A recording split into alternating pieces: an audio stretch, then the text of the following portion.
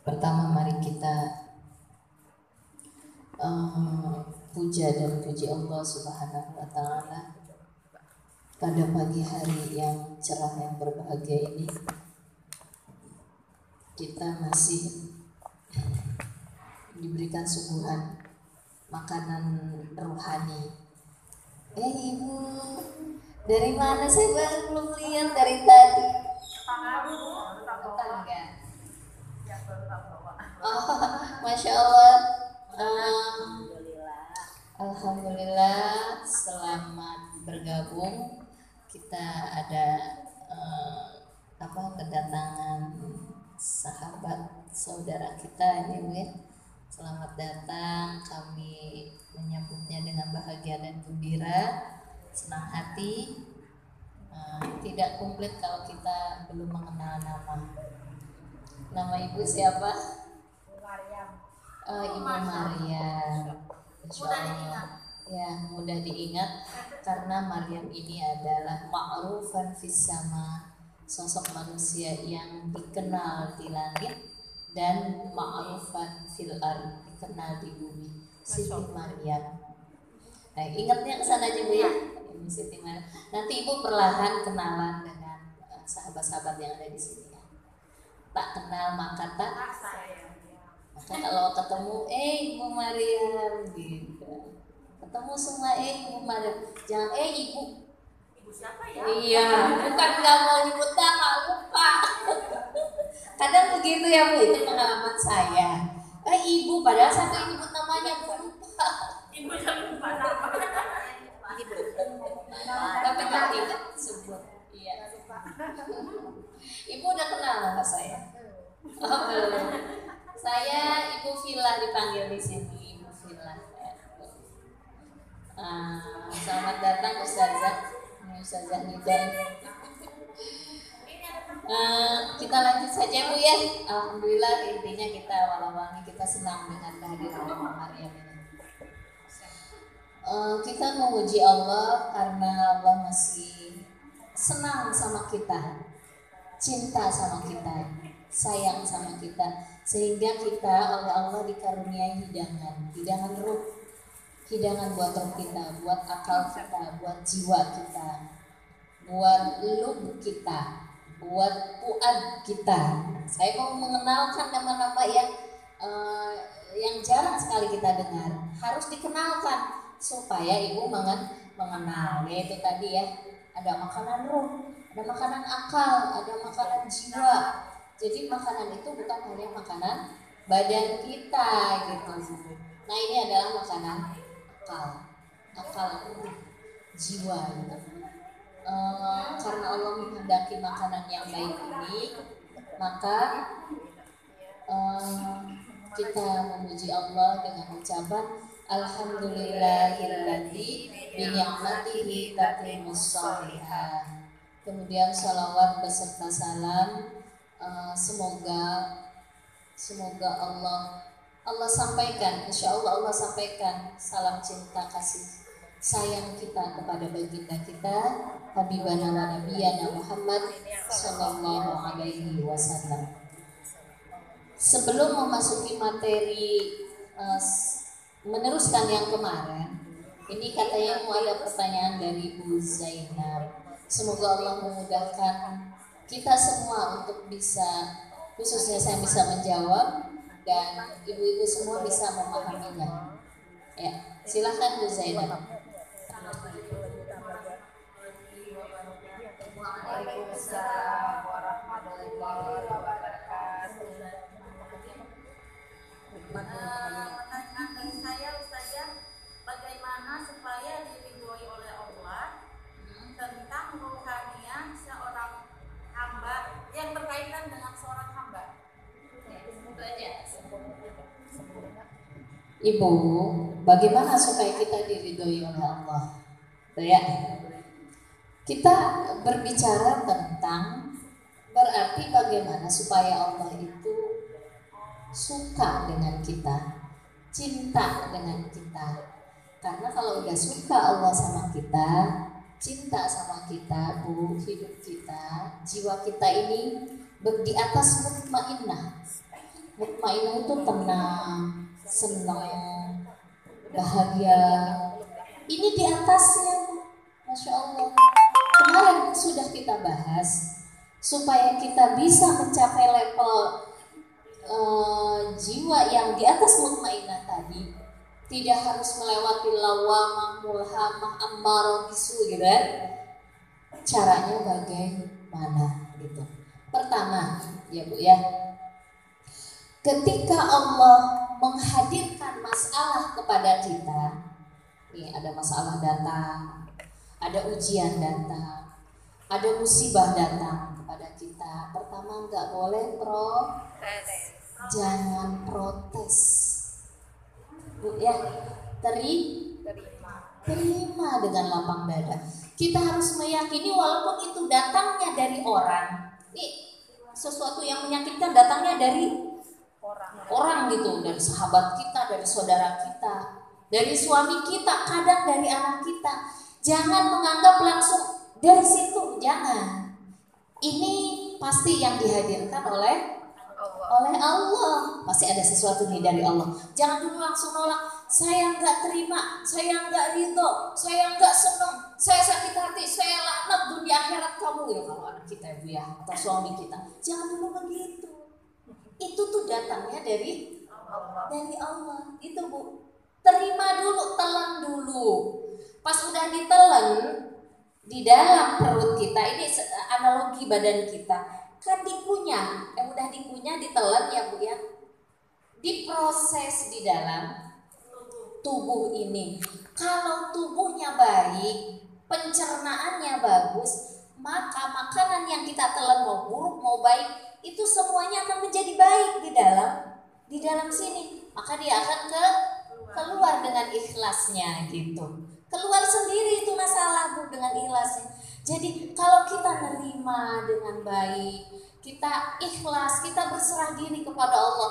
Ya Allah, saya terima ini masalah itu, pasti ini datangnya dari Engkau. Gimana? Nah, kalau mindsetnya baik, otaknya baik, kolbu kita baik Bu, serahkan semua urusan sama Allah. Yang penting saya mah hidup benar, zikirnya bagus, apa yang diperintahkan oleh Allah saya lakukan. Terus rela dengan apa yang terjadi. Kalau ada musibah ujian datang, ya Allah saya ridho, saya rela. Jadi tidak boleh mengeluh atau memprotes. Itu Bu. Ya. Kemudian kalau ada perintah Allah tuh begitu juga. Jangan suka protes. Allah nyuruh kita berzakat. Nih punya uang sekian juta, kan kata Allah suruh dikeluarkan dulu. Jangan suka diempetin sama kita. Ini kan saya yang nyari, ini kan saya yang dapat, ini kan saya yang capek. Kalau begitu, itu artinya dia tidak mau mengeluarkan apa yang sudah diberikan oleh Allah kepada kita. Kan kata Allah ada hak orang lain. Itu Bu, kalau kita nggak mau mengeluarkan, itu artinya dia nggak rela untuk mengeluarkan apa yang sudah diberikan oleh Allah kepada kita. Nah inilah nanti kalau udah, itu namanya orang nggak ridho Bu, nggak ridho. Dari harta aja dia nggak ridho, dari masalah yang datang dia nggak rela, protes sama suami, marah-marah, kesal dan sebagainya. Kenapa itu bisa datang? Karena nggak rela. Iya, jadi gimana supaya mendapat makom ridho ya Allah berfilah. Kan kalau udah ridho pasti hidup kita bahagia, rumah tangga kita insya Allah bahagia kalau udah ridho. Betul Bu. Kenapa? Karena yang akan membereskan semuanya adalah Allah. Tapi Allah itu enggak semata-mata ngasih ridho aja gitu, senang Allah tuh sama kita. Enggak, harus ada perjuangannya. Emang tiba-tiba kalau suami marah kita bisa sabar langsung? Kan enggak ya, ada perjuangannya. Allah, nikmat Bu kalau orang udah ridho. Kenapa? Karena Allah membersamai dia. Kalau orang ridho itu Bu, Allah membersamai kita. Makanya hidup kita bahagia, tenang. Yaitu ya Bu ya. Pokoknya mau sahabat nyebelin, terima aja. Ini memang hidup begini gitu. Keadaan kok begini terus, saya ridho ya Allah, saya terima. Jalanin aja. Nggak usah protes, mulut nggak usah manyun, nggak usah ngomel-ngomel, nggak usah Bu. Insya Allah banyak zikir aja sama Allah ya Bu ya. Nanti insya Allah Allah bantu. Begitu. Satu aja nasihat saya yang saya pelajari selama ini, jangan protes dengan apa yang terjadi. Itu aja. Kalau semakin banyak protes, makin banyak ngeluh, makin banyak nggak suka, itu kita makin banyak menderita. Jadi gimana Bu Vila? Kalau ada yang kita kurang sukai, harus bersahabat dengan sesuatu yang kita tidak suka. Karena kalau kita tidak bersahabat, kita akan menderita, sengsara, baperan, kesinggungan. Jadi gimana? Ya terima aja, ikhlas aja nerima. Oh gitu ya, iya tenang deh Bu, senang bahagia hidup. Nanti ada filsafatnya, ada filosofinya. Ya Bu ya, nanti saya akan jelaskan, ini juga ada penjelasannya sedikit. Saya akan membahas tentang jiwa yang mutmainah. Di dalam kitab Riyadhus Shalihin ini kan ada orang yang al-qais, berarti jiwa yang punya pendirian yang kokoh, yang cerdas, yang cerdik, yang apalagi ya, pokoknya yang indah-indah sedang. Berarti dia sudah mencapai jiwa mutmainah kalau secara ilmu tasawuf atau filsafat ya Bu ya. Tapi di sini hadis Rasulullah seperti ini. Kebalikannya itu bagaimana gitu ya. Nah sekarang kita ngebahas tentang jiwa mutmainah yang kemarin. Bagaimana mencapai jiwa yang mutmainah. Kenapa? Karena kenikmatan ukhrawi itu ketika di dunia adalah memiliki jiwa mutmainah. Gitu Bu. Kenikmatan di ukhrawi itu karena seseorang memiliki jiwa yang mutmainah. Jadi ciri-ciri orang yang ketika dia penghuni surga, maka ketika di dunia jiwanya akan tenang. Maka jiwa yang tenang inilah yang dipanggil oleh Allah untuk masuk surga. Ayatnya Ibu jangan lupa.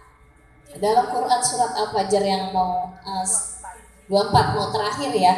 Kan Al-Fajr itu 30 ayat ya Bu ya. Berarti ini ayat yang ke-24.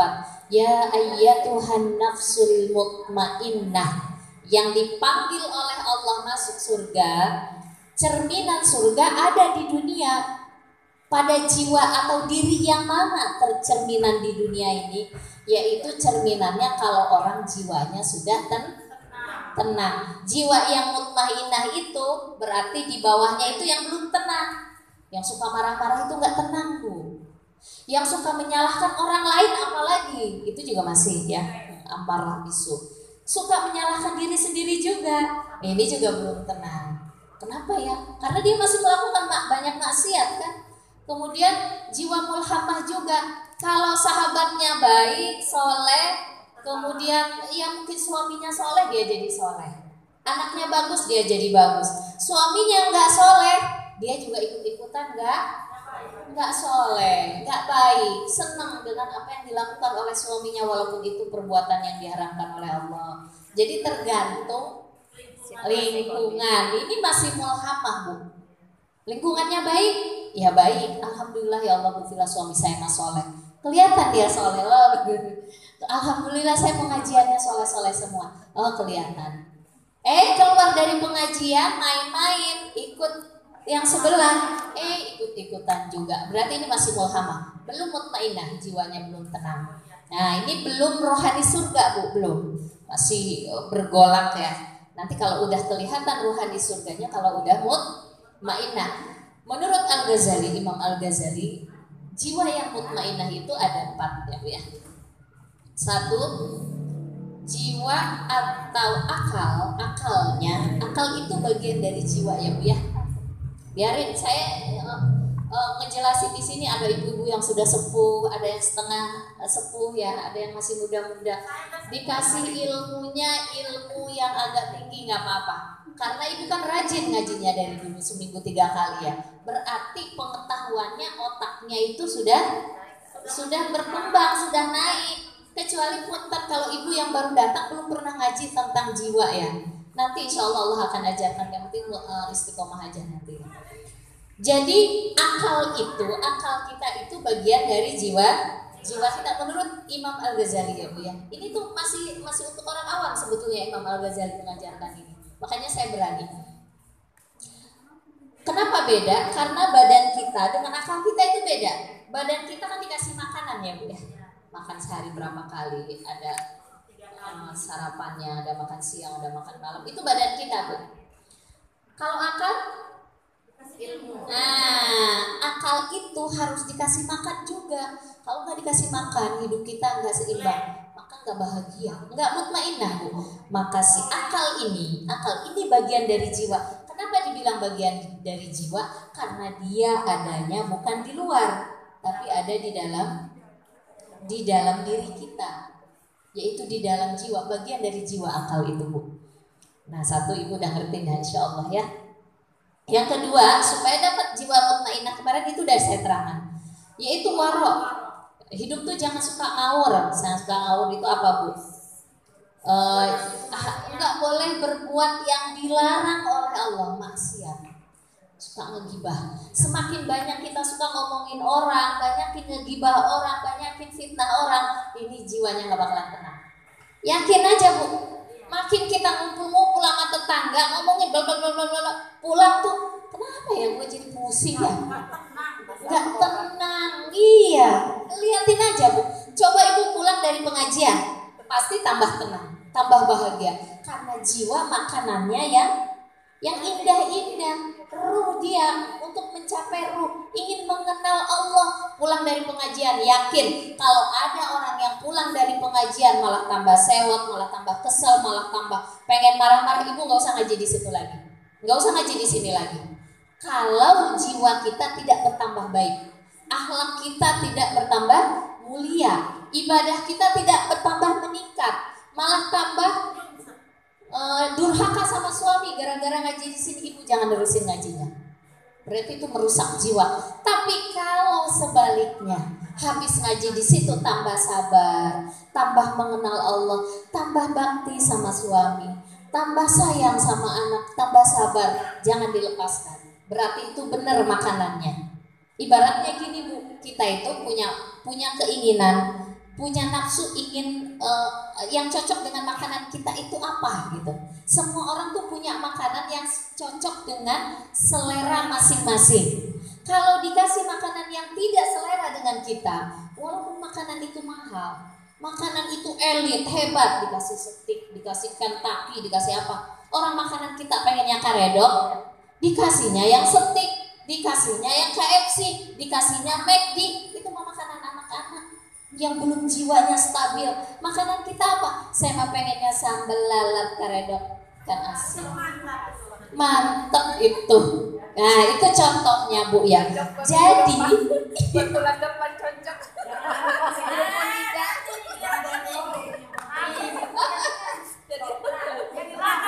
Nah Bu, kalau kita ngasih makanan sahabat kita juga kita harus ngertiin makanan buat sahabat kita itu apa yang cocok.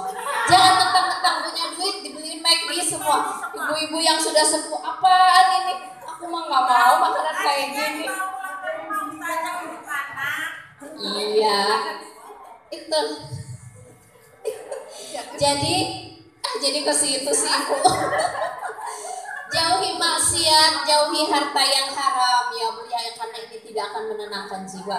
Yakin ya Bu, suami yang banyak makanan haram dibawa ke rumah, itu rumah tangganya ribut mulu, anak-anaknya heboh mulu, apa ada aja. Harus bermuhasabah. Jangan-jangan dari sini, jangan-jangan dari mana, arah depan, apa arah kiri, arah belakang gitu.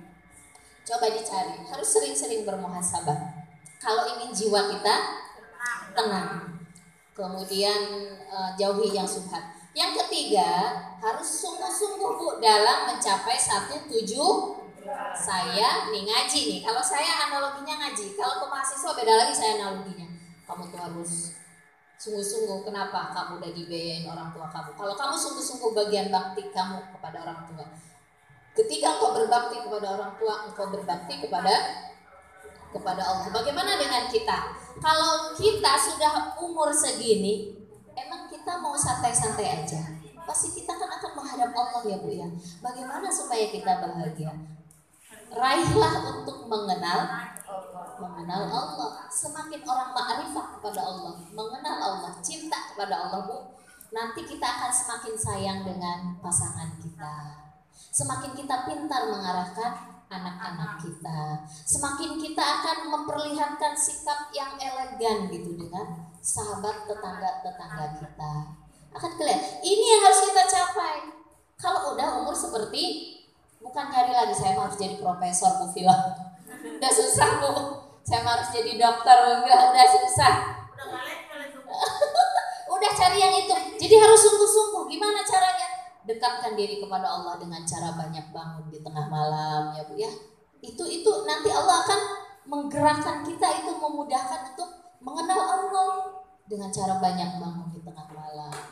Kemudian baca Quran, banyak bertaubat, banyak istighfar. Jangan banyakin bukan kalau di rumah main HP. Gitu. Penyakit itu buat saya itu penyakit nomor 1 HP. Benar ini yang saya terus terang penyakitnya HP. Masya Allah HP itu bisa berjam-jam. Coba dibayangin, coba saya kalau beristighfar udah dapat kali 1000. Kalau saya bersolawat sudah dapat kali misalnya 500. Hayu liatin HP, lihat Shopee, lihat Lazada, lihat apa, dibeli mah aja Bu, nggak punya duitnya. Terus ya, yang keempat harus adil. Kalau ini jiwa mutmainah harus adil, proporsional, baik di level fisik maupun di level rohani. Contohnya bagaimana? Saya contohin ya Bu ya. Ketika kita memberikan makan buat fisik kita, apakah kita seimbang? Kata Rasulullah, khairul umur awsatuha. Sebaik-baik perkara adalah pertengahan. Tetapi itu di dalam kita mensikapi sesuatu ya. Tetapi ada Allah menyatakan di dalam Quran, di dalam kalam-kalam Allah yang mulia, kata Allah wal akhiratu khairun wa abqa, atau walal akhiratu khairul laka. Jadi kehidupan akhirat itu lebih apa namanya, abqa itu Bu? Lebih baik. Bako. Kekal. Lebih kekal. Dunia itu kan dana yadnu ya, dana itu rendah, sebentar, pendek. Kalau akhirat panjang. Di sini kita sudah bisa menilai, berarti yang harus kita bawa bekal yang banyak itu yang mana?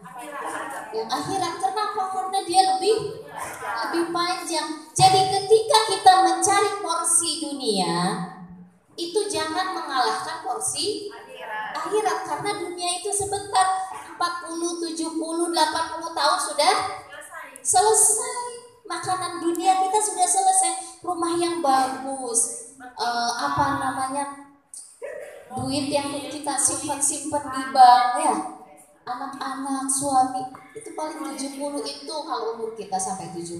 Sekarang Ibu banyak yang umurnya 40 udah diambil. Ada 50 ke atas yang sudah diambil, yang kebanyakan ya. Bu Vila 50 ke atas, mentang-mentang Bu Vila 50 ke bawah. Ya udah 60 ke atas jangan dong Bu, kata. Ya udah pokoknya Allah mau ngambil umur berapa aja. Nah, kalau udah 70, 80 udah unlimited ya. Udah selesai, udah nggak bisa tapi Bu. Ya yang umurnya udah 70 tuh udah diintai-intai Bu malaikat Jibril. Tenang Bu, tenang. Kalau Ibu ridho, tenang Bu, di surga itu di alam kubur hidup kita akan tenang, akan senang. Tidak seperti yang dibayangkan, ada kalajengking, ada ular kan gitu ya. Kalau ditakut-takutin sama orang tua ya, ada palu gada dan sebagainya. Kalau kita udah ridho sama Allah, kita kan sudah belajar ridho Bu. Targetnya harus ridho kita. dengan kehidupan ini? Insya Allah nggak begitu. Jadi kadang-kadang emang kita suka tidak proporsional. Buat dunia mah-toh-tohan, Bu, dari subuh sampai malam lagi cari duit, cari dunia. Kalau buat sholat, ya Allah, ntar dulu, kata suaminya, Mama udah sholat belum? Ntar dulu, masih capek, masih pegel. Abang kan tahu aku tuh tadi udah kerja nyari ini. Tapi ini udah jam 2:30 sore, Mah. Ntar kan belum asar. Kenapa alasannya? Capek. Masya Allah. Udah gitu suaminya bangunin tahajud jam 3:30. Mama tahajud yuk. Kita kan pengen hidup kita itu senang, bahagia, Allah sayang. Apalah diiming-imingi supaya bangun.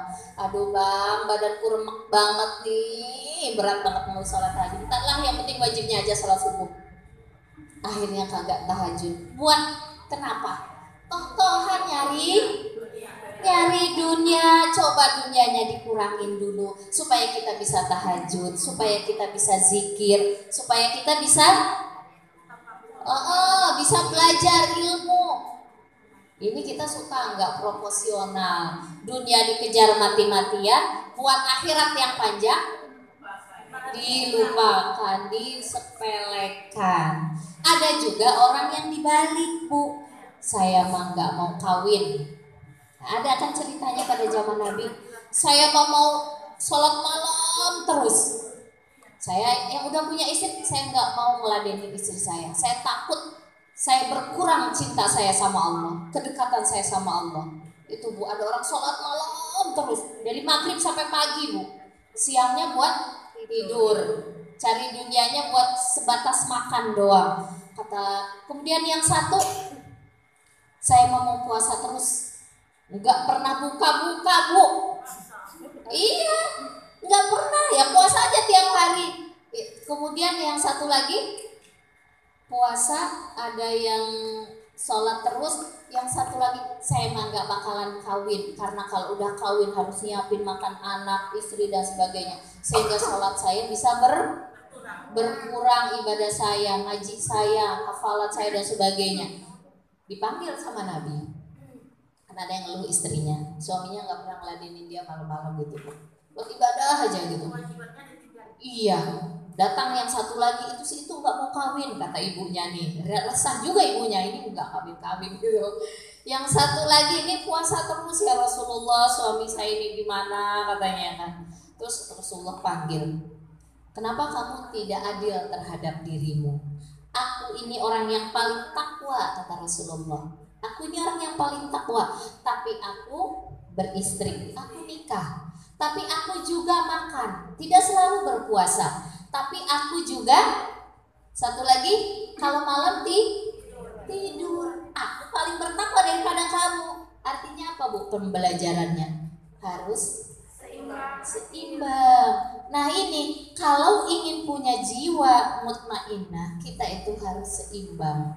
Ada kalanya kita harus menikah, kita punya suami atau suami punya istri gitu.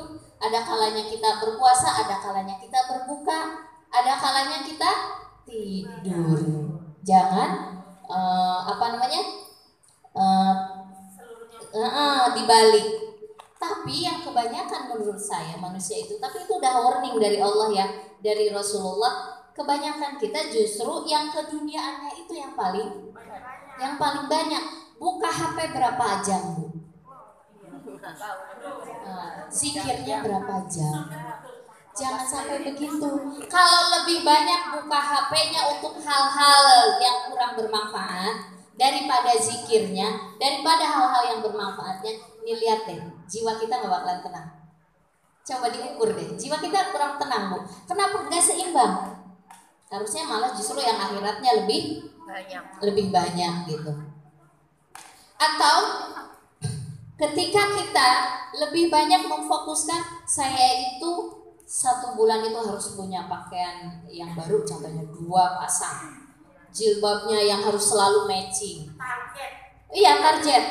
Dia punya target gitu, Bu. Tasnya harus sering gonta-ganti dan harus sesuai dengan warna baju. tetapi dia tidak punya target. Saya ini harus selalu sholat tahajud itu 8 rakaat minimal, ditambah witir 3 jadi 11. Atau saya harus punya target tahajud 10 rakaat, witirnya 3. Saya harus punya target ini. Yang hal-hal akhirat dia tidak targetkan, tetapi hal-hal dunia dia kejar, dia usahakan. Saya harus punya jilbab model ini, saya harus sama dengan matching baju, tasnya, segala macamnya. Rumah saya harus minimalis tahun depan. Dia kejar cari duit, tapi dia tidak memperbaiki bagaimana hubungan dia dengan Allah. Dia tidak mengejar target. Saya itu harus memahami Al-Quran yang saya baca. Saya ini harus punya target sehari minimal 1 juz. Dia tidak punya target itu, Bu. Yang dia targetkan dunia. 5 tahun ke depan saya harus punya kendaraan. 10 tahun ke depan anak saya harus jadi ini. Tapi untuk dirinya mengenal Allah, dia tidak punya target. Ini enggak adil, enggak proporsional. Maka orang yang seperti ini hidupnya enggak bahagia, gitu, Bu. Nah, untuk mencapai kebahagiaan juga kata Imam Al-Ghazali, ya Bu ya, badan kita ini harus dijaga badannya. Nah, kalau orang sakit-sakitan bahagia enggak, Bu? Orang meletoy, lemah, lesu, kagak bahagia. Jadi caranya bagaimana? Badan harus dijaga. Pertama harus sehat. Nah, jadi jangan gini, saya mah yang penting mah bisa hidup, makan cuma pakai garam, ikan asin, garam, ikan asin. Supaya apa? Ngirit, hemat. Akhirnya dia sakit. Atau dia selalu memperturutkan hawa nafsunya. Saya mah senangnya dengan makanan yang manis-manis, minuman yang manis, yang dingin, yang enak, terus diperturutkan. Akhirnya dia kena penyakit. Diperturutkan sesuatu yang bisa merusak dirinya. Itu harus ditahan. Kenapa? Untuk menjaga kesehatan tubuh. Karena kalau tubuh yang tidak sehat itu akan mengurangi kebahagiaan hidup. Itu kata Imam Al-Ghazali. Jadi sehat, kuat. Karena banyak orang yang fisiknya sehat tapi nggak kuat. Ustazah, saya ini sehat tapi kurang kuat. Kurang kuat apanya gitu kan? Kalau seorang laki-laki ngeluh gitu ya kepada ustaznya, saya sehat ustaz, tapi begitulah kalau malam-malam kurang kuat. Melempem itu harus berobat ya Bu ya. Harus banyak olahraga supaya sehat dan kuat. Ketiga, harus cakep. Cakep apa Bu artinya? Ganteng dan cantik. Ya Bu bilang, saya biasa aja gimana? Ntar dulu belum selesai Bu. Nah, cakep itu menurut perspektif masing-masing, pandangan masing-masing. Jadi bagaimana? Bahwa semua manusia diciptakan oleh Allah. Laqad khalaqnal insana fi ahsani taqwim. Kita ini diciptakan oleh Allah makhluk yang paling indah, paling mulia, paling cantik. Kalau perempuan paling cantik, cowok paling cakep, ganteng. Walaupun orang lain melihat dia biasa aja. Gini aja Bu, saya ini cantik, saya ini indah, saya ini bagus pokoknya. Pandangannya harus selalu baik. Walaupun si A mancung, saya pesek, rebek, hitam dan sebagainya, anggap aja kita, ya Allah saya ini cantik. Gitu Bu. Jadi kalau ngaca, ya Allah alhamdulillah saya cantik ya Allah. Masih ada hidungnya, ada matanya, ada alisnya. Coba Ibu nggak ada hidung, nggak ada alis, bibirnya sumbing, udah. Kan di sini nggak ada, semuanya ada alisnya. Hidungnya ada kan Bu, coba pegang. Dagunya ada, coba kalau dagunya hilang Bu.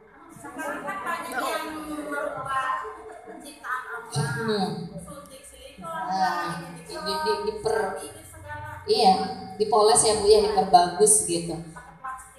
Jadi anggaplah diri kita cantik, cakep. Jadi jangan suka mengeluh. Ya Allah kenapa sih hidung saya pesek? Nah itu berarti dia nggak ridho. Kalau dia sudah mengeluh seperti itu, ini nggak bakalan bahagia. Tapi dia pegang hidungnya walaupun pesek ya, ya Allah alhamdulillah indah banget hidungku gitu. Ya Allah pipiku indah banget ya walaupun nggak putih gitu ya Bu ya. Pokoknya anggap aja indah semuanya, cakep. Perspektif masing gitu. Kemudian harus kata Imam Ghazali ya, ini kan para ulama berteori masing-masing, panjang umur. Ya, coba bayangin Bu kalau kita nggak merasa panjang umur.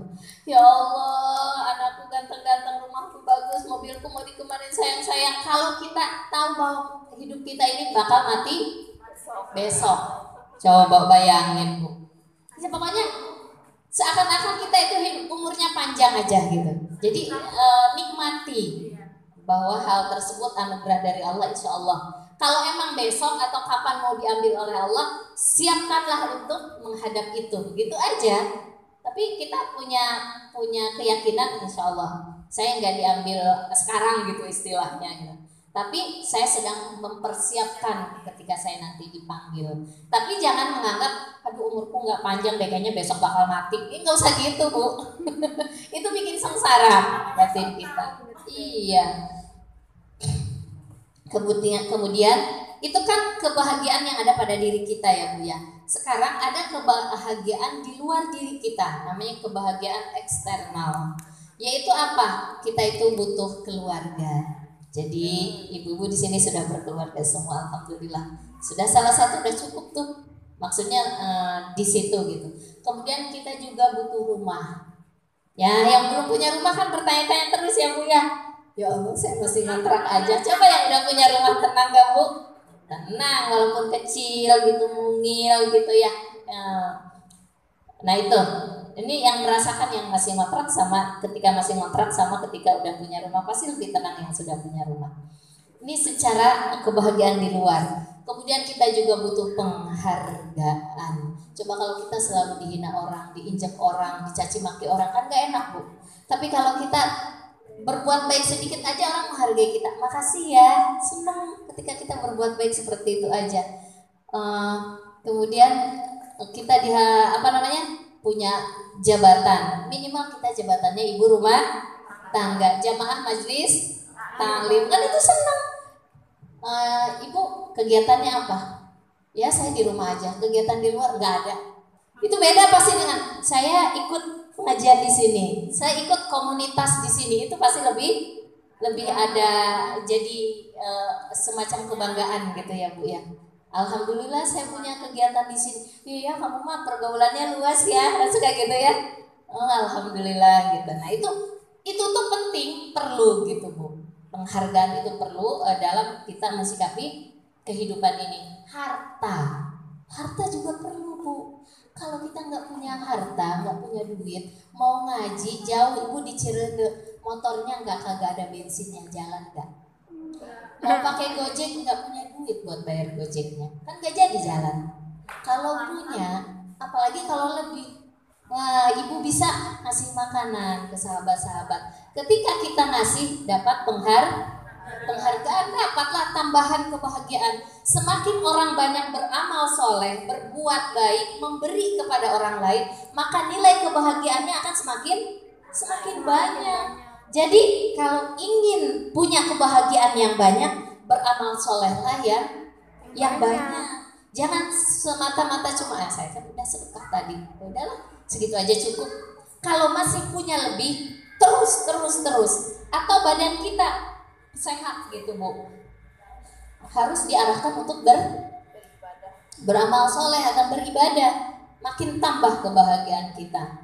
Nah itu ya Bu ya, eksternal, itu kebahagiaan di luar. Ada kebahagiaan yang lebih jauh lagi dari itu. Ibu tadi kan kebahagiaannya diri kita, badan kita ya. Kemudian kebahagiaan dari pihak luar. Coba dipahami Bu, nanti ada 3 ini, nanti kita rangkai. Oh iya, hidup ini begini ya. Nanti kita kenal hidup kita.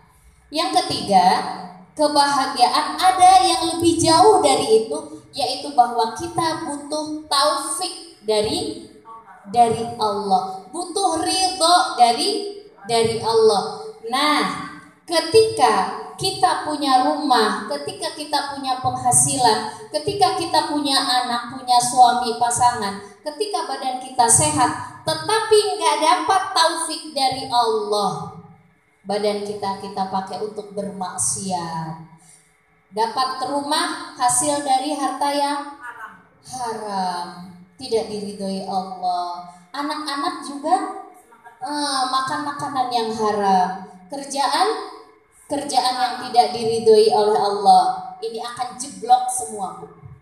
Kalau tidak dapat taufik hidayah dari Allah. Karena sumber kebahagiaan ternyata di sini. Punya harta banyak, punya suami ganteng, pekerjaannya bagus, jabatannya hebat, rumah mewah, punya kendaraan lebih dari satu, investasi di mana-mana, nggak dapat taufik dari Allah, jeblok semua. Nggak bermakna apa-apa.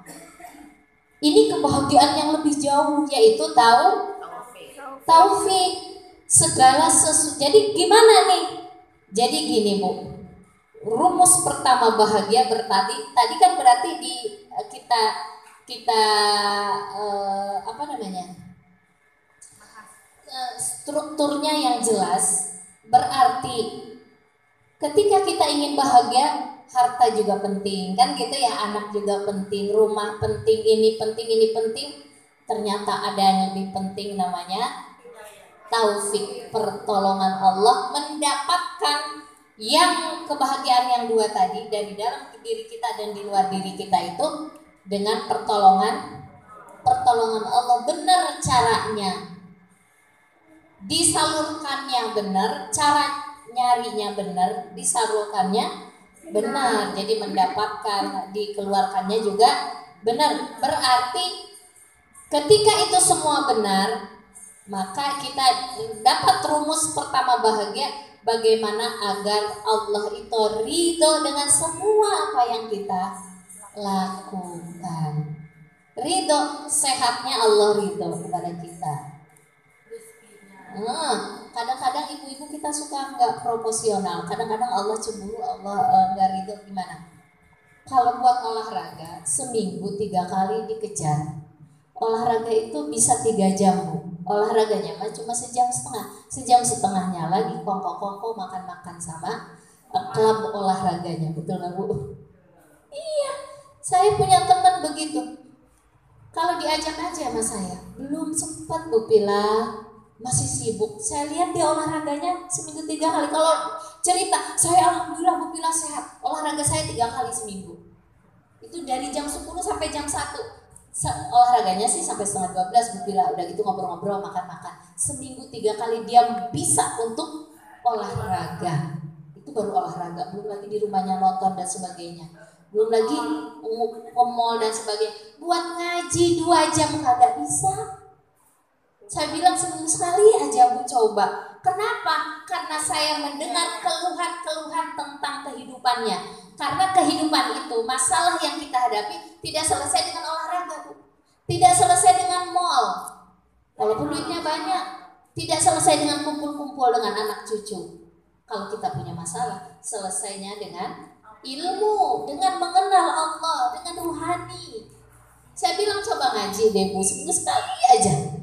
Nah, insya Allah selesai deh itu masalah. Tapi belum dikasih hidayah sama Allah. Nah, kadang-kadang orang nggak proporsional di sini, Ibu.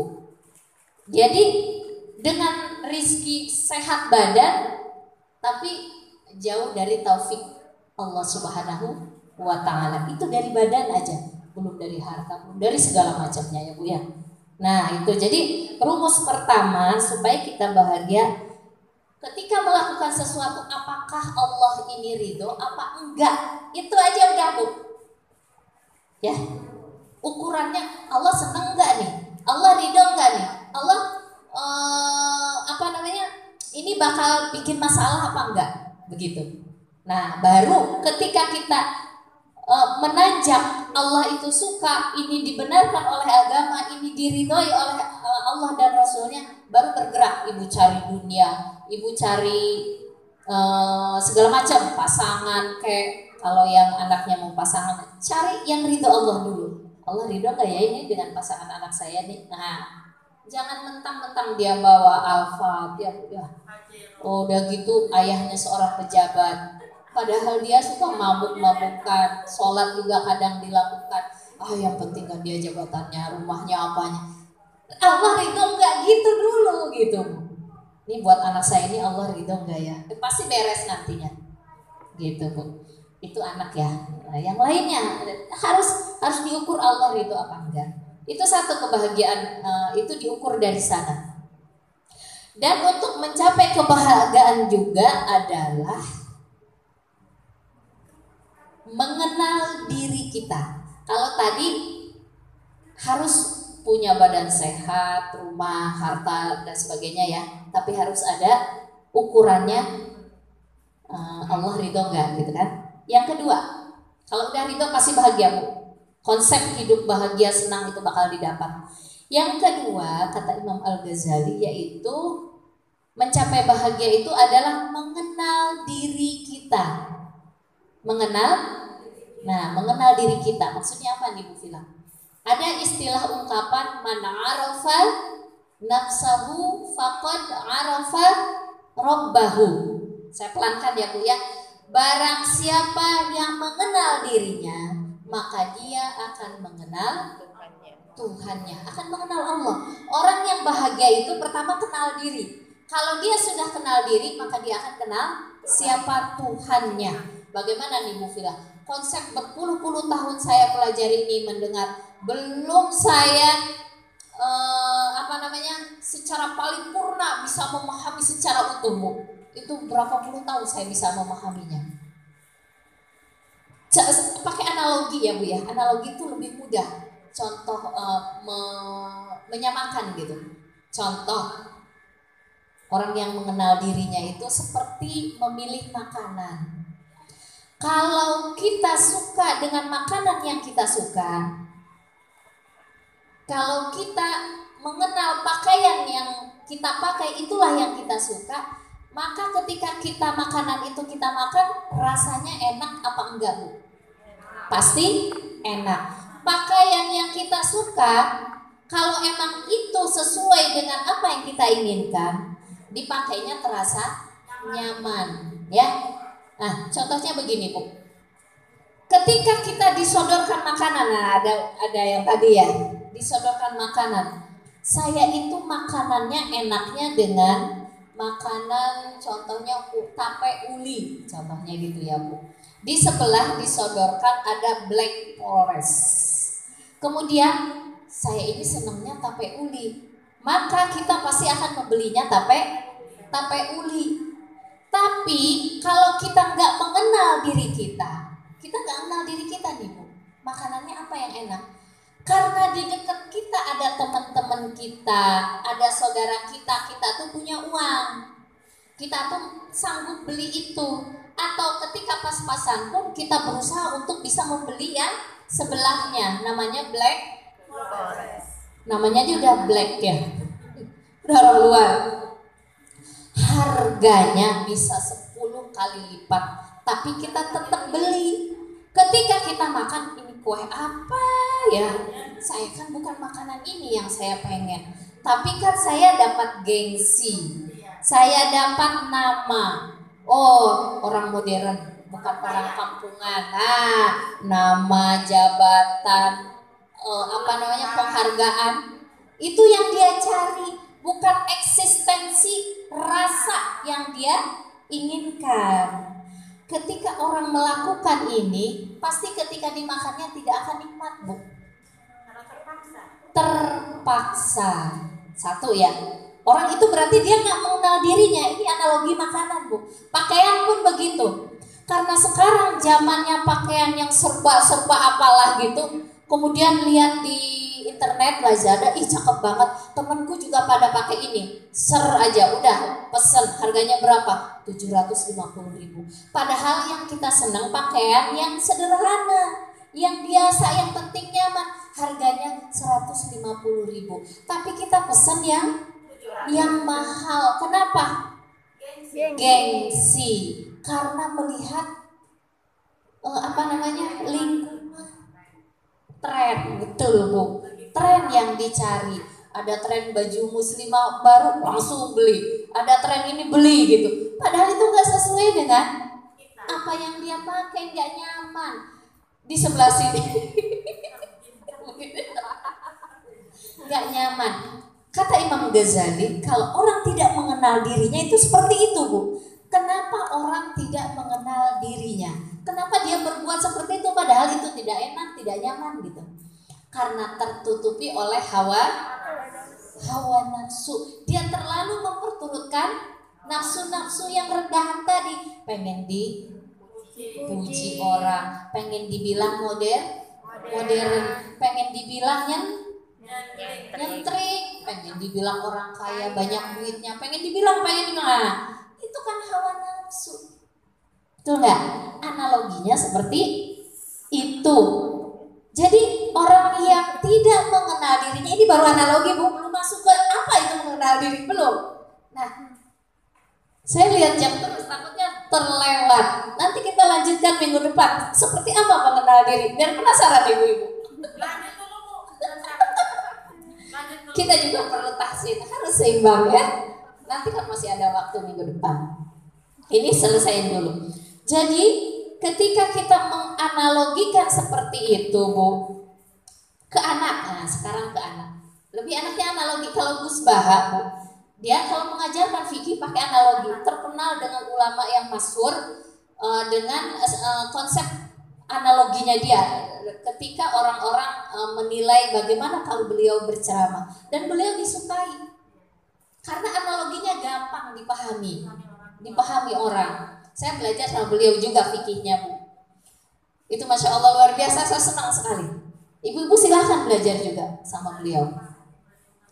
Jadi ketika kita mendapatkan contoh ke anak ya Bu ya, kadang kita mengarahkan anak kita itu punya keinginan, punya bakat, punya minat, sedangkan kita punya keinginan kita tidak sesuai dengan konsep diri dia. Mama saya pengennya kesini deh, enggak, kamu tuh harusnya begini, meneruskan ayah kamu atau paman kamu tuh jadi orang kaya, orang hebat, punya ini punya itu, yang dilihat ya. Nah itu kan hawa nafsu semua. Padahal si anak punya konsep dirinya sendiri yang harus dia keluarkan mengenal dirinya. Yang terjadi apa? Anak itu bahagia apa enggak? Kebanyakan kita begitu. Bertentangan, sukses sih sukses, tapi dia nggak bahagia. Sedangkan yang dicari kata Imam Al-Ghazali, hidup itu bahagia jiwanya, batinnya. Jadi ternyata benar ya Bu ya, harta yang banyak, jabatan yang hebat, sebutan-sebutan itu tidak menjamin seseorang bahagia. Kenapa? Karena melenceng dari konsep mengenal diri kita. Konsepnya melenceng dari mengenal diri kita. Jadi sekarang kalau kita punya anak, tanya dia sukanya apa. Kita lihat dia itu senangnya dengan ngoprek-ngoprek apa. Kalau dia senang dengan agama, biasanya dia senang untuk belajar ngaji kitab. Kalau ada hadis, ada ayat, dia senang untuk mempelajari itu. Dia kurang senang kalau ada kipas angin rusak, dia cuek, acuh tak acuh. Sebaliknya ada adeknya, senangnya kalau ada yang rusak-rusak, dibenerin sama dia. Yang benar dirusakin waktu kecil atau waktu SMA. Biasanya begitu Bu, karena dia pengen tahu kan. Tapi kalau suruh Dek ngaji itu, ngaji hadis, ngaji aduh mah, dia nggak begitu respect. Berarti anak kita itu punya bakat minat sendiri-sendiri sesuai dengan pengenalan dirinya. Oh berarti ini anak nanti aku akan masukin ke politeknik. Oh ini anak saya harus masukin ke madrasah aliyah. Oh anak ini harus masuk ke SMK atau apa gitu. Jadi kita tuh harus pinter. Jadi diri kita dulu yang harus mengenal diri. Kalau kita nggak pinter mengenal diri Bu, bagaimana kita akan mengenalkan keluarga kita kepada dirinya masing-masing? Begitu. Bisa dipahami Bu? Begitu.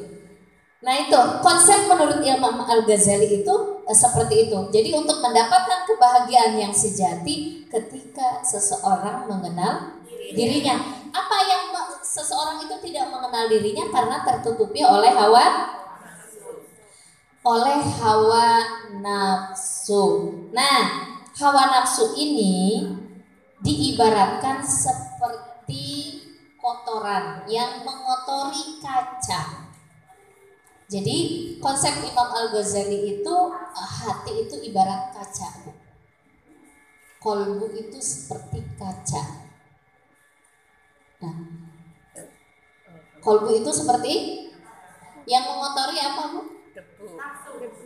Nafsu, maksiat, keinginan. Jadi supaya kita mampu bercermin dengan cermin kaca tadi, kan kalau kita ada kekurangan, kalau kita kacanya bagus, ketahuan ya, kita perbaiki. Oh saya ini kurangnya ini, oh saya ini kurangnya itu, kan itu kaca kan buat bercermin. Nah, jadi kalau kaca itu kotor, bagaimana kita mau bercermin? Bagaimana kita memperbaiki diri? Bagaimana kita mengenal diri kita? Kalau ibarat dicontohkan ketika kita bawa mobil, Bu. Analogi lagi. Bawa mobil itu kacanya kotor banget, Bu.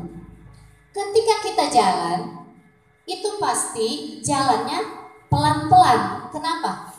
Tertutup. Burem, nggak jelas. Di depan itu ada mobil, apa motor mau ke kanan, apa motor mau ke kiri.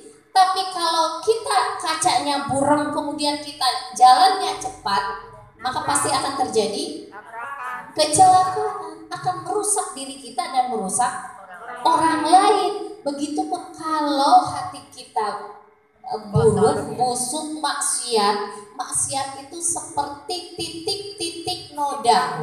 Ini kaca, dikasih noda satu kan nodanya itu dikasih dosa, maksiat, keinginan. Titik 1, maksiat lagi titik 2, maksiat. Semakin banyak maksiat, dosa, maka kaca itu semakin burem.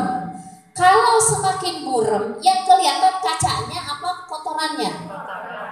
Ketika kita menentukan pilihan buat diri kita dan buat keluarga kita, yang terlihat itulah yang di permukaan. Kalau permukaan kacanya burem, kotor, maka yang akan menjadi pengambilan dasar perbuatan kita, apa yang kita lakukan, sikap, tindak tanduk, pilihan kita itu sesuai dengan yang ada di permukaan. Kalau permukaannya kotor, itulah yang akan kita ambil. Bu Vila, padahal saya ingin mengenal diri saya, tapi kok saya melenceng seperti ini? Karena yang jadi acuan pandangannya adalah kotoran tadi, bukan kaca. Kenapa? Karena kacanya terhijab, hatinya terhijab oleh maksiat. Bagaimana supaya kan kita itu setiap hari kan berbuat dosa. Apa, Bu? Istighfar. Nah, itu. Taubat. Apalagi? Istighfar dan Taubat. banyak-banyak istighfar, bertaubat, berzikir, beribadah, beramal soleh, itu yang akan menggugurkan kotoran-kotoran yang ada di dalam kaca tadi, di dalam hati kita. Harus digugurkan, Bu. Kita tuh nggak bakalan jadi manusia yang sempurna, emang nggak bakalan, Bu. Tapi kita mampu untuk menggugurkan sesuatu yang bisa menghalangi pandangan kita untuk mengenal diri kita. Kita bisa, Bu. Gimana caranya? Banyak bertaubat kepada Allah, istighfar. Kita udah tahu tadi berbuat yang salah, tinggalkan, kejar untuk mengenal Allah. Banyak istighfar, banyak baca Quran, ibadah tingkatkan, infaknya, amal soleh, ya itu yang akan menggugurkan titik-titik noda yang menghalangi kolbu kita, kaca tadi. Diibaratkan oleh Imam Al-Ghazali seperti kaca. Ya, sampai di sini dulu. Nanti insya Allah minggu depan, pekan depannya Selasa Rabu kita akan lanjutkan tentang mengenal diri. Ya, ini baru mengenal diri. Pertama, analogi ya Bu ya. Persamaannya apa? Seperti makanan yang sesuai dengan selera kita, pakaian yang sesuai dengan selera kita. Kemudian apa yang menghalang kita kok tidak mengenal itu gitu. Padahal makanan kita seleranya ini, kenapa kita makannya yang itu? Dan ketika kita mengambil yang ini, Kita menganggap itu yang benar, padahal itu salah. Kenapa? Karena noda-noda yang merusak kolbu kita tidak dibuang, tidak dibersihkan. Jadi seakan-akan apa yang kita lakukan itu benar, padahal itu salah. Itu sebetulnya yang kita lakukan selama ini. Kita menganggap itu benar, padahal itu salah. Nah, oleh karena itu mari kita sering-sering membersihkan kolbu kita dengan cara beristighfar, bertaubat, dan beramal soleh.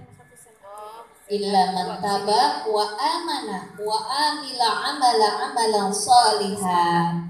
Kecuali orang yang bertaubat dan beriman, beramal soleh, maka itulah orang-orang yang akan diampuni oleh Allah Subhanahu wa ta'ala. Mudah-mudahan pagi ini dengan konsepnya Imam Al-Ghazali semoga kita bisa tercerahkan ya Bu ya. Jadi di dalam ilmu tasawuf kemudian ada filosofisnya juga ya yang tadi ya. Ada sebagian imam atau para ulama yang mengkonsepkan diri kita, manusia itu konsepnya seperti apa gitu ya. Jadi ini sedikit-sedikit kita preteli aja ya Bu ya supaya kita paham.